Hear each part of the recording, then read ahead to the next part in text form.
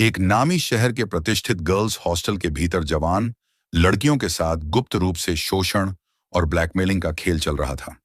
बाहर से यह हॉस्टल सुरक्षित और चमकदार दिखता था, लेकिन अंदर लड़कियों को झूठे वादों, करियर और पैसों के लालच में फंसाकर फिर उन्हें ब्लैकमेल और मजबूर करने का गंदा धंधा चल रहा था।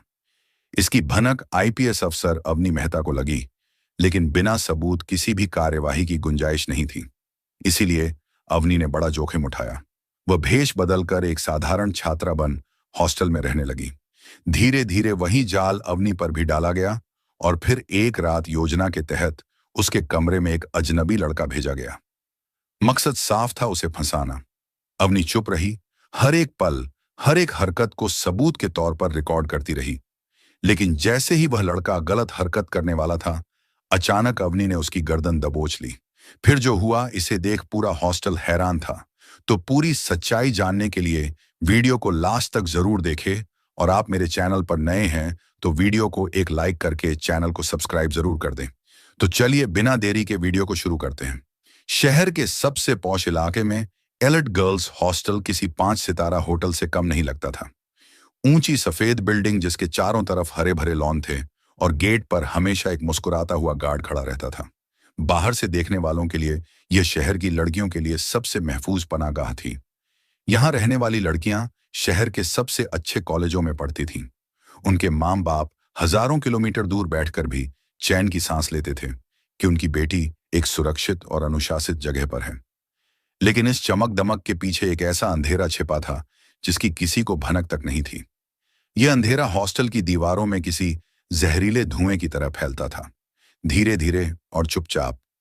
हॉस्टल की वार्डन मिसेस डिसूजा बाहर से जितनी सुलझी हुई और केयरिंग दिखती थी, अंदर से उतनी ही खतरनाक थी। वह 40 से 45 साल की एक औरत थी जिनके चेहरे पर हमेशा एक मीठी मुस्कान रहती थी। वह लड़कियों से ऐसे बात करती थी जैसे वह उनकी अपनी माँ हो। बेटा, कोई टेंशन तो नहीं? पढ़ाई कैसी चल रही है? घर की याद तो नहीं आ रही? ये उनके रोज के सवाल होते थे, पर यह सब एक मुखौटा था। मिसेस डिसूजा एक बहुत बड़े रैकेट का हिस्सा थी। वो उन लड़कियों को चुनती थी जो छोटे शहरों से आती थीं, जिनकी आंखों में बड़े सपने होते थे और जिन्हें ग्लैमर की दुनिया अपनी ओर खींचती थी। वह पहले उन लड़कियों का भरोसा जीतती, फिर उन्हें बड़े बड़े लोगों से मिलवाती। ये बहुत बड़े प्रोड्यूसर हैं, या यह तुम्हें मॉडलिंग में बड़ा ब्रेक दे सकते हैं, कहकर वह उन्हें पार्टियों में ले जाती। उन पार्टियों में ड्रिंक्स में कुछ मिला दिया जाता था, और जब लड़की होश में नहीं होती थी तब उसकी आपत्तिजनक तस्वीरें और वीडियो बना लिए जाते थे। बस यहीं से शुरू होता था ब्लैकमेलिंग का असली खेल। उन तस्वीरों के दम पर लड़कियों को चुप कराया जाता था, उनसे पैसे वसूले जाते थे और उन्हें उन अमीर वशी लोगों के पास बार बार जाने के लिए मजबूर किया जाता था। कई लड़कियां अंदर ही अंदर घुट रही थीं, लेकिन अपने परिवार की इज्जत और अपने भविष्य के डर से किसी को कुछ नहीं बता पाती थीं। हॉस्टल की 4 दीवारी उनके लिए एक जेल बन चुकी थी। आईपीएस अवनी मेहता अपने ऑफिस में बैठी एक फाइल पर नजरें गड़ाई हुई थी। वह शहर की सबसे युवा और तेज तर्रार अफसरों में से एक थी। उसका नाम सुनते ही बड़े बड़े क्रिमिनल्स के पसीने छूट जाते थे। पिछले कुछ हफ्तों से उसके पास एक ही तरह की खबर आ रही थी, अलग अलग मुखबिरों से, कि एलिट गर्ल्स हॉस्टल में कुछ तो बहुत गड़बड़ चल रहा है। खबर थी कि वहां की कुछ लड़कियां अचानक से बहुत अमीर हो गई हैं और कुछ डिप्रेशन में चली गई हैं। एक लड़की ने तो सुसाइड की कोशिश भी की थी, लेकिन मामले को दबा दिया गया।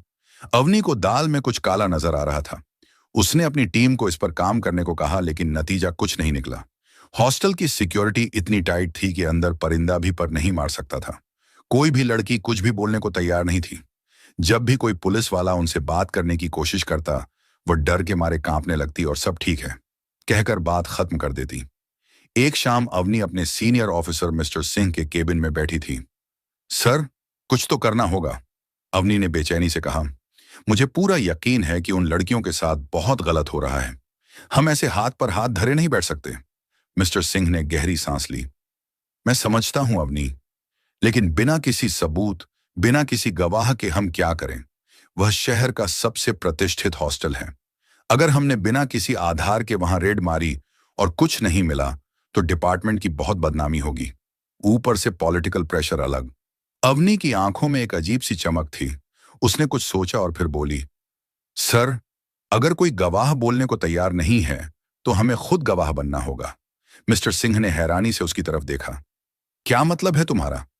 मतलब यह कि मैं खुद उस हॉस्टल में एक स्टूडेंट बनकर जाऊंगी? अवनी ने दृढ़ता से कहा। मुझे उस सिस्टम का हिस्सा बनना होगा ताकि मैं उसे अंदर से तोड़ सकूं। मिस्टर सिंह चौंक गए। अवनी, यह बहुत बड़ा रिस्क है। अगर तुम्हारी पहचान खुल गई तो तुम्हारी जान को खतरा हो सकता है। सर, वर्दी पहनते वक्त जो कसम खाई थी वह जान बचाने के लिए नहीं, न्याय दिलाने के लिए खाई थी। उन लड़कियों को मेरी जरूरत है। प्लीज मुझे यह करने दीजिए। अवनी की आंखों में वह जुनून और ईमानदारी देखकर मिस्टर सिंह उसे मना नहीं कर पाए। उन्होंने भारी मन से इजाजत दे दी। ठीक है, उन्होंने कहा, लेकिन तुम अकेली नहीं होगी। हमारी एक टीम 24 घंटे हॉस्टल के आसपास सिविल ड्रेस में मौजूद रहेगी। तुम्हारे पास एक पैनिकिक बटन होगा। जरा सा भी खतरा महसूस हो, बस एक बार उसे दबा देना। प्लान तैयार था। ऑपरेशन हॉस्टल शुरू होने वाला था। अगले एक हफ्ते तक अवनी ने खुद को पूरी तरह बदल लिया। आईपीएस अवनी मेहता की सख्त चाल ढाल और तीखी नजरों की जगह अब एक साधारण सी, थोड़ी डरी, सहमी सी लड़की अनन्या शर्मा ने ले ली थी। अनन्या शर्मा जो बरेली से आई थी और शहर के एक कॉलेज में बीए करने का सपना लेकर उसके सारे डॉक्यूमेंट्स, आई कार्ड, सब कुछ नकली लेकिन परफेक्ट तरीके से तैयार किए गए थे। उसने जीन्स, टी शर्ट पहनने शुरू कर दिया, बालों को साधारण तरीके से बांध लिया और चेहरे पर एक मासूमियत ओढ़ ली। जब वह हॉस्टल के गेट पर पहुंची तो उसका दिल जोर जोर से धड़क रहा था। यह डर किसी क्रिमिनल का नहीं था, बल्कि पकड़े जाने का था। नमस्ते मैम, उसने मिसेस डिसूजा के ऑफिस में घुसते हुए धीमी आवाज में कहा। मिसेस डिसूजा ने चश्मे के ऊपर से उसे देखा और अपनी मीठी मुस्कान बिखेर दी। ओह, तो तुम हो अनन्या। आओ बेटा, बैठो। तुम्हारा ही इंतजार कर रही थी। बरेली से पहली बार आई हो शहर में? जी मैम, अवनी ने सिर झुकाकर जवाब दिया। घबराना मत, बिल्कुल। यह हॉस्टल तुम्हारे घर जैसा है और मैं तुम्हारी माँ जैसी। कोई भी प्रॉब्लम हो, सीधा मेरे पास आना, मिस डिसूजा ने शहद जैसी मीठी आवाज में कहा। अवनी को उसका कमरा नंबर 204 मिला। उसकी रूममेट का नाम रिया था। रिया एक चुलबुली और बिंदास लड़की थी जिसे फैशन और पार्टियों का बहुत शौक था। हाय, मैं रिया, उसने हाथ बढ़ाते हुए कहा। तुम अनन्या? राइट। बरेली से हाँ, अवनी ने मुस्कुराने की कोशिश की। चिल करो यार, शुरू शुरू में सबको अजीब लगता है, आदत पड़ जाएगी। वैसे वार्डन से बच के रहना। दिखती बड़ी स्वीट है पर है बड़ी हिटलर, रिया ने आंख मारते हुए कहा। अवनी को रिया में एक उम्मीद की किरण दिखी, शायद वह उसे कुछ बता सके। दिन बीतने लगे। अवनी एक आम स्टूडेंट की तरह कॉलेज जाती, लाइब्रेरी में वक्त बिताती और हॉस्टल के बाकी लड़कियों से घुलने मिलने की कोशिश करती। वह हर छोटी बड़ी चीज पर नजर रख रही थी। कौन लड़की किससे बात करती है, कौन देर रात तक बाहर रहती है और मिसेस डिसूजा का बर्ताव किसके साथ कैसा है। उसे जल्द ही पता चल गया कि हॉस्टल में दो ग्रुप थे। एक उन लड़कियों का जो सिर्फ अपनी पढ़ाई से मतलब रखती थी और दूसरा उन लड़कियों का था जो मिसेस डिसूजा की फेवरेट थी। ये लड़कियां महंगे कपड़े पहनती थीं, उनके पास लेटेस्ट फोन होते थे और वह अक्सर वीकेंड पर लेट नाइट पार्टियों के लिए जाती थी, जिसके लिए हॉस्टल के नियम तोड़ दिए जाते थे। अवनी ने जानबूझकर अपनी बातों में यह दिखाना शुरू कर दिया कि वह भी एक बड़ी मॉडल बनना चाहती है और उसे पैसों की भी जरूरत है। उसने रिया से दोस्ती बढ़ा ली और उसके सामने अपने झूठे सपनों का जिक्र करने लगी। यार रिया, काश मुझे भी कोई अच्छा काम मिल जाता। पार्ट टाइम जॉब जैसा कुछ, घर से जो पैसे आते हैं उसमें गुजारा मुश्किल से होता है। एक दिन उसने उदास चेहरा बनाकर कहा। रिया उसके झांसे में आ गई। टेंशन मत ले, मैं बात करूंगी डिसूजा मैम से। उनकी बहुत जान पहचान है, वह अपनी फेवरेट लड़कियों की बहुत हेल्प करती हैं। अवनी का फेंका हुआ दाना सही जगह लगा था। उसे पता था कि अब शिकारी खुद उसकी तरफ बढ़ेगा। 2 दिन बाद ही मिसेस डिसूजा ने अवनी को अपने ऑफिस में बुलाया। हमेशा की तरह उन्होंने मुस्कुराते हुए पूछा, अनन्या बेटा, मैंने सुना तुम काम ढूंढ रही हो। अवनी ने मासूमियत से कहा। जी मैम, अगर कुछ मिल जाता तो।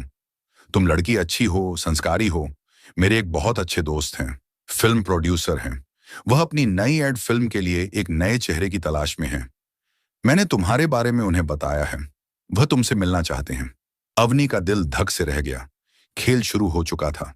उसने जानबूझकर चेहरे पर खुशी और हैरानी के भाव लाए। सच में ma'am, thank you so much. मैं क्या पहनकर जाऊं, कब मिलना है? रिलैक्स बेटा, इस सैटरडे को एक पार्टी है, वहीं पर वह तुमसे मिलेंगे। तुम बस अच्छे से तैयार हो जाना, रिया तुम्हारी हेल्प कर देगी, मिस डिसूजा ने कहा। शनिवार की रात अवनी ने एक सिंपल लेकिन एलिगेंट ड्रेस पहनी। रिया उसे देखकर सीटी बजाने लगी। वाह, आज तो तू कहर ढा रही है। देखना, तुझे काम जरूर मिलेगा। अवनी बस मुस्कुरा दी। उसे पता था कि यह पार्टी काम के लिए नहीं, बल्कि जाल बिछाने के लिए थी। पार्टी शहर के एक फार्म हाउस पर थी। वहां बिजनेस और फिल्म इंडस्ट्री के कई बड़े बड़े लोग मौजूद थे। माहौल में शराब और सिगरेट का धुआं भरा हुआ था। मिसेस डी सुजा ने अवनी को एक अधेड़ उम्र के आदमी से मिलवाया। अनन्या, यह है मिस्टर वर्मा। मैं इन्हीं की बात कर रही थी। मिस्टर वर्मा ने अवनी को ऊपर से नीचे तक गंदी नजरों से देखा और हाथ मिलाते हुए बोला, हेलो ब्यूटीफुल। डी सुजा ने तुम्हारे बारे में बहुत बताया है। तुम में एक स्पार्क है। अवनी को घिन आ रही थी, लेकिन वो चेहरे पर मुस्कान बनाए रखी। बातचीत के दौरान वेटर अवनी के लिए एक ड्रिंक लेकर आया। अवनी को पता था कि इसमें कुछ मिला हो सकता है। उसने ड्रिंक हाथ में ले ली, लेकिन जैसे ही मिस्टर वर्मा का ध्यान कहीं और गया, उसने बड़ी सफाई से ड्रिंक पास में रखे एक पौधे के गमले में डाल दी। वह पूरी पार्टी में नशे में होने का नाटक करती रही। वह लड़खड़ा कर चल रही थी और उटपटांग बातें कर रही थी। मिस्टर वर्मा और मिसेस डिसूजा उसे देखकर मुस्कुरा रहे थे। उन्हें लगा कि उनका शिकार जाल में फंस चुका है। अवनी ने देखा कि एक कोने में रिया किसी और आदमी के साथ थी और वह काफी नशे में लग रही थी। वह आदमी उसे जबरदस्ती कहीं ले जाने की कोशिश कर रहा था। अवनी का खून खोल उठा, लेकिन वह कुछ नहीं कर सकती थी। अगर वह अब भी कुछ करती तो पूरा मिशन फेल हो जाता। उसे बस सही वक्त का इंतजार था। देर रात जब वह लोग हॉस्टल लौटे तो अवनी ने देखा कि रिया की हालत बहुत खराब थी। वो ठीक से चल भी नहीं पा रही थी और रो रही थी। अवनी ने उसे सहारा देते हुए पूछा, क्या हुआ रिया? रिया ने कुछ नहीं कहा, बस उससे लिपट कर और जोर जोर से रोने लगी। अवनी समझ गई कि आज रात रिया के साथ कुछ बहुत गलत हुआ है। उसके अंदर का गुस्सा और भी बढ़ गया। अब वह इन दरिंदों को और वक्त नहीं दे सकती थी। पार्टी वाली रात के बाद मिस डिसूजा को यकीन हो गया था कि अनन्या अब पूरी तरह उनके कंट्रोल में है। उन्होंने अवनी को बुलाकर कहा, मिस्टर वर्मा, तुमसे बहुत इंप्रेस हैं। वह तुम्हें अपनी अगली फिल्म में साइन करना चाहते हैं, लेकिन उनकी एक छोटी सी शर्त है। कैसी शर्त मैम? अवनी ने अनजान बनते हुए पूछा। मिसेस डिसूजा ने बेशर्मी से कहा, बेटा, इस इंडस्ट्री में आगे बढ़ने के लिए थोड़ा कॉम्प्रोमाइज तो करना ही पड़ता है। वह आज रात तुमसे अकेले में मिलना चाहते हैं। यहीं तुम्हारे कमरे में बस 1-2 घंटे की बात है और तुम्हारी लाइफ सेट हो जाएगी। अवनी को इसी पल का इंतजार था। उसने अपने माइक्रो ईयरपीस पर धीरे से खांसकर बाहर इंतजार कर रही अपनी टीम को सिग्नल दे दिया कि आज रात ही एक्शन होगा। उसने चेहरे पर घबराहट लाते हुए कहा, लेकिन मैम, हॉस्टल में लड़कों का आना तो अलाउड नहीं है। अरे उसकी चिंता तुम मत करो, सब मैं मैनेज कर लूंगी। रात को ठीक 11 बजे दरवाजा खुला रखना। रात के 10:30 थे। अवनी का कमरा पूरी तरह तैयार था। पेन स्टैंड में किताबों के पीछे दीवार पर लगी घड़ी में हर जगह खुफिया कैमरे लगे हुए थे, जो हर एक पल को रिकॉर्ड कर रहे थे। अवनी ने अपनी टी शर्ट के अंदर एक बॉडी कैम भी पहना हुआ था। उसका दिल जोर जोर से धड़क रहा था, लेकिन यह डर का नहीं, बल्कि शिकार पर झपट्टा मारने से पहले एक शिकारी का शिकार करने का था। ठीक 11 बजे दरवाजे पर एक हल्की सी दस्तक हुई और फिर दरवाजा धीरे से खुला। अंदर एक 25 से 26 साल का लड़का आया। वो दिखने में हैंडसम था, लेकिन उसकी आंखों में एक अजीब सी अकड़ थी। हाय, मैं समीर। उसने कमरे में आते ही दरवाजा बंद करते हुए कहा। अवनी बिस्तर के कोने में सिमट कर बैठ गई और डरी हुई आवाज में बोली, आप यहां क्या कर रहे हैं? अरे डरो मत, मैं तुम्हें कोई नुकसान नहीं पहुंचाऊंगा। बस वही करूंगा जो तुम चाहती हो। तुम्हें स्टार बनाऊंगा। उसने अपनी शर्ट के बटन खोलते हुए कहा और धीरे धीरे अवनी की तरफ बढ़ने लगा। बस तुम्हें थोड़ा सा कोऑपरेट करना होगा। अवनी चुप रही। उसकी सांसें तेज चल रही थीं। वह हर एक सेकंड को, हर एक हरकत को रिकॉर्ड होने दे रही थी। ये सारे सबूत थे एक बड़े रैकेट के खिलाफ, इस चमकती दुनिया के पीछे छिपे अंधेरे के खिलाफ। समीर अब बिल्कुल उसके पास पहुंच चुका था। उसे लगा कि सामने बैठी लड़की डर से कांप रही है। वह मुस्कुराया। उसे अपनी जीत का पूरा यकीन था। तुम बहुत खूबसूरत हो, उसने फुसफुसाते हुए कहा, और जैसे ही उसने अपना हाथ अवनी के कंधे पर रखने के लिए आगे बढ़ाया, अचानक सब कुछ बदल गया। जिस लड़की की आंखें सेकंड भर पहले तक डर से भरी थीं, उनमें अचानक एक तूफान कौंध गया। अवनी का हाथ बिजली की रफ्तार से उठा और समीर की कलाई को पकड़ लिया। इससे पहले कि समीर कुछ समझ पाता, अवनी ने उसकी कलाई को ऐसे मोड़ा कि उसकी चीख निकल गई। अगले ही पल अवनी अपनी जगह से उछली। दूसरा हाथ समीर की गर्दन पर था और उसने उसे धक्का देकर दीवार से सटा दिया। समीर की आंखों में अब हैरानी और दर्द था। उसे समझ नहीं आ रहा था कि यह अचानक क्या हो गया। अवनी ने उसकी आंखों में आंखें डालकर अपनी बर्फीली और फौलादी आवाज में कहा, कोऑपरेट तो अब तुम्हें करना होगा। उसने अपनी पकड़ और मजबूत कर ली। समीर का चेहरा लाल पड़ने लगा। वो हांफते हुए बोला, कौन हो तुम? अवनी उसके कान के पास झुकी और धीरे से फुसफुसाई, अनन्या शर्मा नहीं, IPS Avani, Mehta special crime branch, और तुम्हारा गंदा खेल खत्म हो चुका है। यह सुनते ही समीर के पैरों तले जमीन खिसक गई। उसके चेहरे का रंग उड़ गया। उसी पल कमरे का दरवाजा जोरदार धमाके के साथ खुला और पुलिस की टीम हथियारों के साथ अंदर घुस आई। Police hands up. बाहर कॉरिडोर में हंगामा मच गया। पुलिस ने पूरे हॉस्टल को घेर लिया था। मिसेस डिसूजा अपने कमरे से बाहर निकली, ये देखने के लिए कि क्या हो रहा है। जैसे ही उन्होंने अवनी को इस रूप में देखा, उनके चेहरे की मीठी मुस्कान गायब हो गई और उसकी जगह खौफ ने ले ली। यह नहीं हो सकता, वह हकलाने लगी। अवनी धीरे धीरे चलकर उनके पास आई। क्यों नहीं हो सकता मिसेस डिसूजा? आपने लड़कियों को फंसाने का जो जाल बुना था, आज आप खुद उसमें फंस चुकी हैं। एक एक करके हॉस्टल की दीवारों में छुपे सारे गुनाह बाहर आने लगे।